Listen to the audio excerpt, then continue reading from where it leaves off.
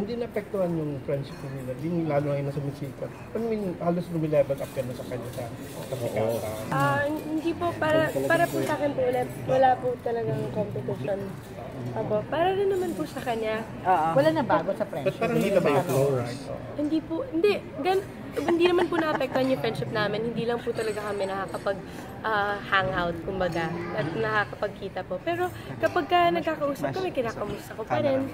Kinakamusta niya rin po ako. Pero dun sa malaking changes kayo na din, nasabi nga diba nung pumasok siya sa showbiz, parang medyo conservative siya, pero ngayon, di ba parang nagiging wild na daw yung mga outlook niya sa buhay. Hindi ko po alam, siguro Ma-mature o nag-grow, hindi ko po tayo. Pero may changes ka na po ako. Yes, may changes ka na nakikita na. Hindi ko na po kasi sila nakikita. Hindi na sila close. Yun, nagkakamustahan po kami lagi.